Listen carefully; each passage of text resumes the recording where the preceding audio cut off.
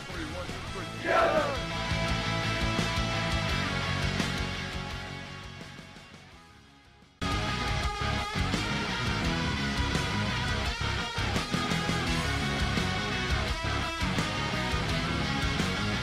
Together on 3, 1, 2, 3. Together!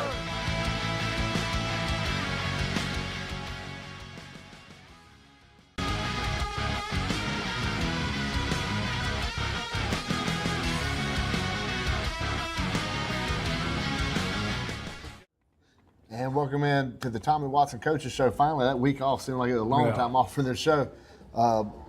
Here at Fox's Pizza in Pine Mountain. Great host always up here. Coach, you mentioned the bye last week. Never off week, it's a bye week. People miss say that all the time, but with the bye week last week, you had the big win off Daugherty. Coming in now, you got region play. Yes. Or some people say season starts now. Yeah. Last year went up to Jonesboro coming in here. A tough loss last year to them, a close game, very athletic team. Mm-hmm. What are you looking to going into this Friday night? Man, just looking to see if we improved. You know, we made a lot of improvement from week 1 to week 4, the Daugherty game, and you know we kind of went back to the drawing board last week during the bye week, off week, and worked on ourselves a bunch. You know, a lot of hard physical practices, and kids responded well, but you got to go out and compete, man. Coach Floyd at Jonesboro.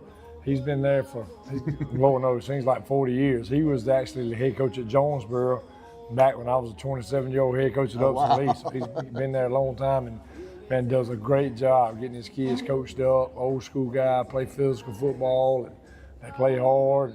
It's going to be a challenge, but we're up to it, I think. We'll see. Yeah, you know, you get the 4 non-region games to start the season, kind of get everything ready to go. I know the middle 2 games of that stretch, people don't look at as maybe not seeing the improvement. Right. But I think from the Manchester game to the Daugherty game, you could really see there's a lot of growth in there, even though the scoreboard might not have showed it in the middle. But how do you think your teams improved from week 1 to now going into region play? Yeah, there's no doubt. You couldn't see no improvement in week 2 and 3, obviously. And we didn't play well. I mean, those games got out of hand, but a lot of it was self-inflicted wounds. But, you know, look from game 1 and game 4, some problems are still arising. You know, I think game 1 against Manchester, we had 6 pre-snap penalties. And then against Daugherty, the same thing showed up. We had 4 pre-snap penalties that hindered us in the first half. But overall, I look at the physicality of the offensive line. You know, we all knew we had 5 new starters coming in, and from Manchester to the Daugherty game, especially the first half of the Daugherty game, and those guys made a significant improvement in physicality and understand what we're trying to do. And then obviously our throwing and catching has gotten a lot better over those last 4 weeks. So it's just something we're trying to build on. Defensively, we're still a work in progress. We got a lot of new players over there, and you know, a new coordinator with a new scheme. So we're still massaging and tweaking and moving and adjusting that side of the ball. But they're playing hard. They're playing faster at practice. They're playing more physical at practice. And you know, we got to get better at tackling.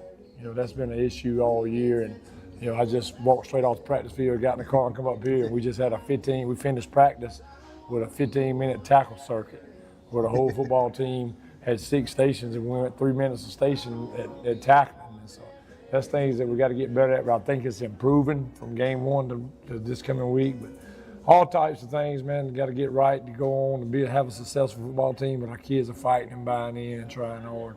And, you know, one of the things I really like about the team now is when you see them, it's not just a one-man show on offense or defense, really.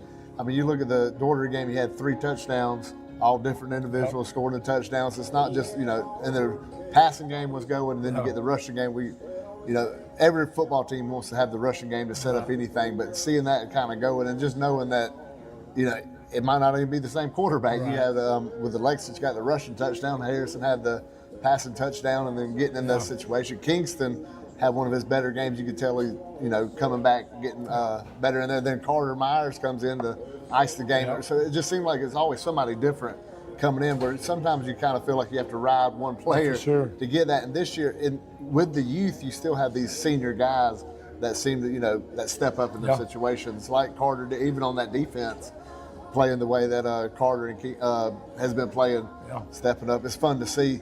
So we mentioned the game last year with Jonesboro. Does that kind of motivate some of the guys that came back, you know, losing the game that you kind of felt was a winnable game? then you come into it this year, having a chance for them to come to the jungle. Yeah, we had study hall there at school for about an hour, and toward the last part of study hall, we cut on the game film from last year and watched some of Jonesboro this year. We felt like there was no doubt in our mind we should have won that football game last year. We pointed out some very obvious reasons we didn't. I remember we jumped off sides twice inside the 10-yard line and had to settle for field goals. Just all kind of little knick-knack stuff that happened last year. But Jonesboro's got a good football team. Yeah. I think that in their secondary alone, they got 2 4-stars. One of them plays wide out as well. There's a really good football player, man. And, again, Coach Floyd does a great job. But, I think our kids, I think they're getting better. I think they want to win, and I think they understand the importance of what happens starting this Friday night moving forward with the region playoffs on the line, region championship on the line. So really, really excited to watch them play this week for sure. And I think it's a big deal to start region play at home. Last year, we mentioned we had to go to Jonesboro to start it, but having that and home field advantage is a difference. And I think people need to realize them coming to these games makes a huge difference in how, the team, the energy they feed off of that. I think it's no secret. Last week or 2 weeks ago might have went a different way if we was at Daugherty. Because let's face it, we had the 2 weeks that we really, didn't go our way. Then the game started the exact opposite way that you wanted to go. You're losing at halftime 10-0, but I think they kind of felt the energy from the crowd, and they got everything going in that second half. And I mean, you went 10 quarters with no points. Yeah. Then you go in one half, you score 21. Correct. So it's pretty impressive. But that the crowd, it seemed to feed the energy that that team never quit.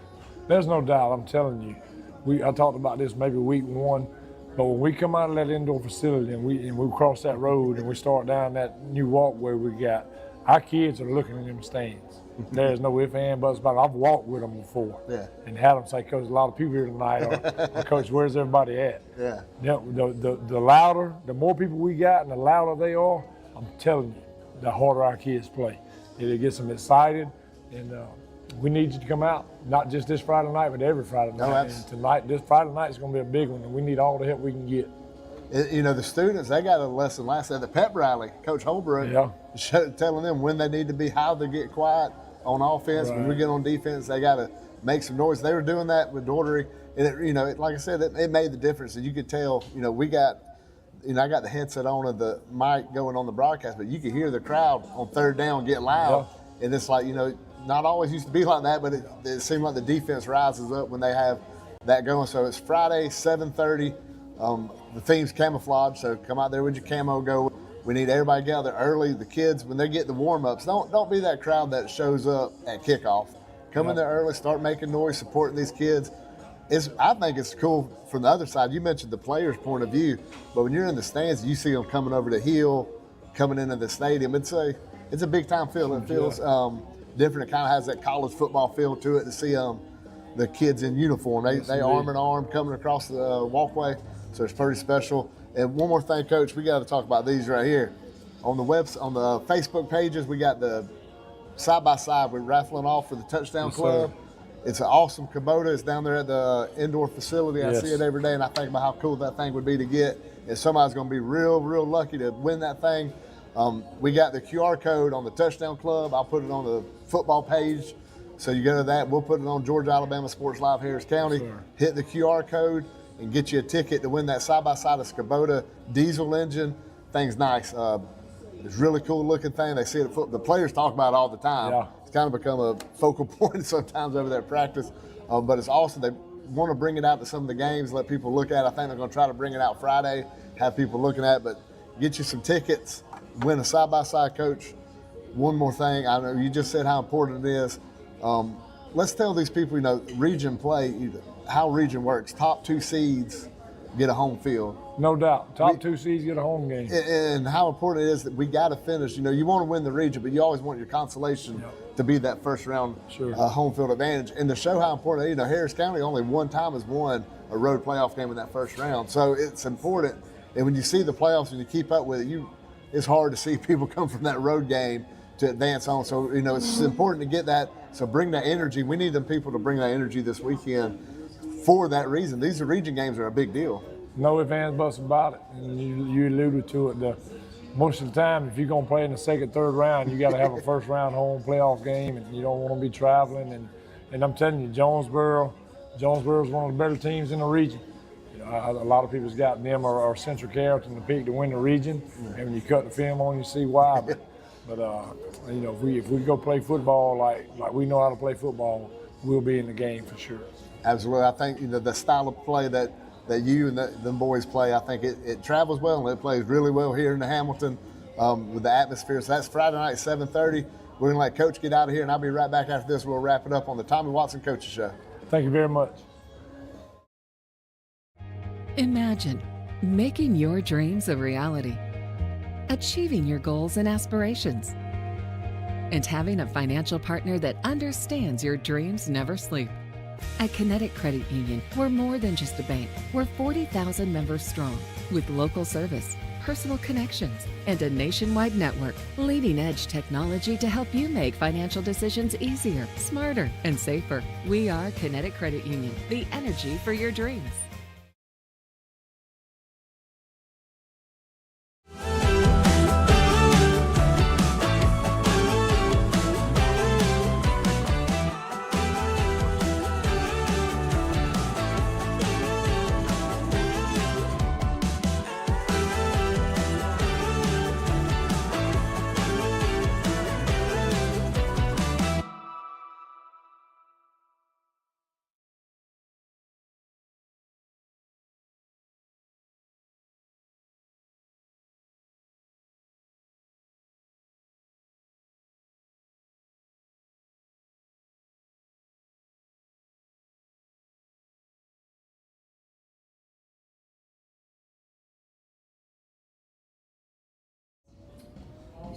Hey, welcome back. Rick Beach back with you on Tommy Watson Coaches Show. And, you know, we talked about Friday night, how important this is to be at these games and how important region play is.